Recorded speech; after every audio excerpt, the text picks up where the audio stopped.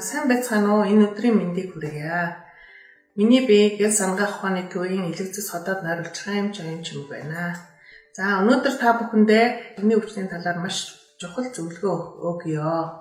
За Монгол улс нь 100 мянган хүн амд тутамдах элэгний хавдрын тохиолдолд дэлхийд 1-р байр элэгний хавдрын шалтгаанаас оролтоороо дэлхийн дунджаас 8 дахин илүү үзүүлэлтээр бүртгэгдэж байгаа. За энэ асуудал бол бидний хувьд маш аюултай сэдв анхаарах сэдвийн нэг болсон. За элэг гэдэг эргэтэн бол хүний биеийн хамгийн том эргэтэн, баруун хавирганы нуман дор байрладаг. Уг эргэтэн өвдөж байх үедээ ямар нэгэн биед тийм зовир өгөх нь их бага. Өөрөөр хэлбэл бас их мэдээ муутай эргэтний тоонд ордог.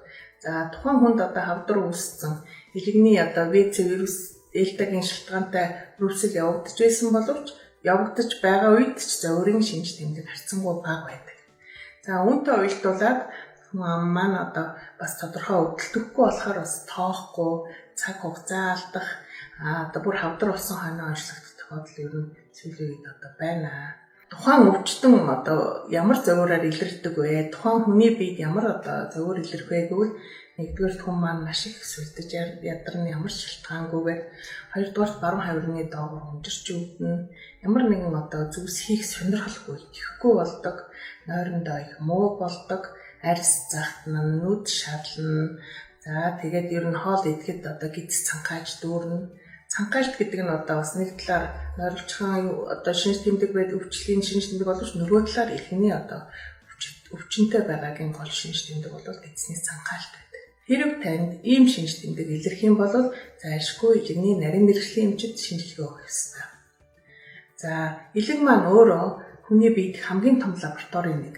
Өөрөөр хэлбэл маш олон талд үйл ажиллагааг элэг маань өөрөө явуулж байдаг.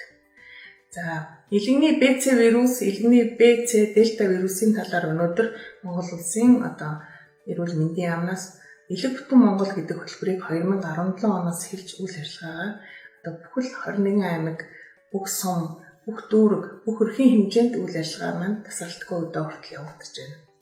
За элэг бүтэн Монгол хөтөлбөрийн явуулснараа Монгол улсад элэгний БЦ дельта вирусын шалтгаан хавдар циррозоос урьдчилан сэргийлэх асар том арга хэмжээг явуулж байна гэж үзэж байна. За энэ өрхтөр БЦ вирусыг илрүүлээд үнгүй илрүүлсний дараа вирус хэрвээ илэрсэн тохиолдолд шинжилгээг яаралтай тоолох шинжилгээг яаралтай хийх шаардлагатай. За манай Галас дүүн элэгний БЦ вирусын ачаалал тоолох шинжилгээг хүн төлбөргүй хийж байна.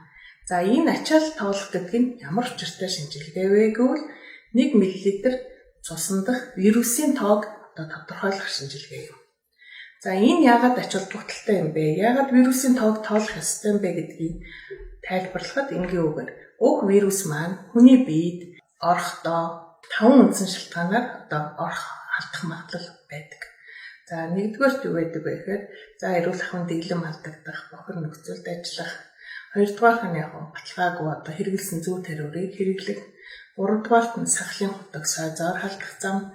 За дөрөвдүгээрт нь болохоор янз бүрийн мис ажилбарууд жижиг эмнэлгийн бус нөхцөлд хийгдсэн мис ажилбарууд бохир багаж зэвсэг багаж материалаар. За 5-дугаарт нь болохоор бэлгийн зам. За их нь ЦТ, БТ, дельта вирустэй бол бас ураг таалдах магадлал. Ийм олон шалтгааны нөлөөгөөр хүний биед уг вирус халддаг. Халдсныхаа дараа уг вирус маань хүний биеийн эсэргүүцлээс шалтгаалаад идэвхтэй үржилт ордог. Өөрөөр хэлбэл тоо маш хэмжээгээр үрждэг уг вирус маань. Хэрвээ энэ вирусыг ачаал тоолох шинжилгээний үед вирус маш өндөр хэдэн 100 мянга сая тэрбум хүртэл өсөх юм чадвартай. Энэ өсснөөрөө тухайн элгийг хэдэж нэгэнтэх чадвар нь ихсэж байна. Вирусын ачаал өндөр байх тусам тоо өндөр байх тусам элгийг гэмтэх чадвар нь илүү их. Тийм болохоор энэ элэг бүтэн Монголын хүрээнд явагдаж байгаа энэ вирусын ачааллах тооллого шинжилгээний ач холбогдол нь үн дээр байна. Уг нь бол ноормдоо хэвийн үзүүлэлт нь 0 байх ёстой. Хэрвээ ачаал тоолох шинжилгээ 0 гарсан тохиолдолд нэг хэсэгт одоо бас вирус идэхгүй байна. Тэр намжмал байна гэдгийг тодорхойлно. Хэрвээ одоо 500, 600, 1000, 2000 те одоо 4-5 сая гэл одоо бүр тэр бүм хүртэл одоо өссөн үрд шинжилгээний хариу гарсан тохиолдолд нийгэм даруй одоо эмчид хандаж эмчилгээ хийх шаардлагатай.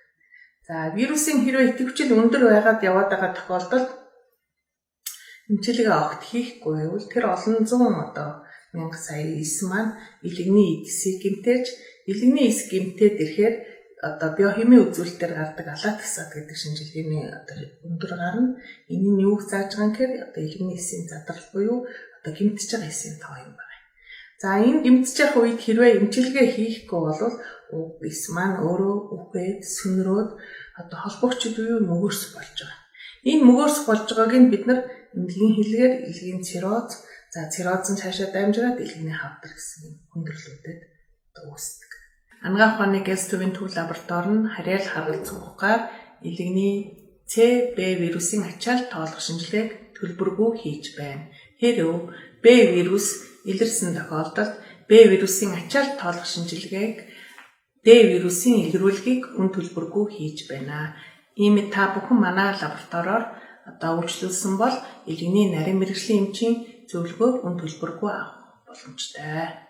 Монгол улсын эрүүл мэндийн яамнаас хэрэгжүүлж байгаа элэг бүтэн Монгол хөтөлбөр нь танд эрүүл байх боломжийг олгож байна. Иймд та бүхэн элэг бүтэн Монгол хөтөлбөртөө идэвхтэй хамрагдаарай.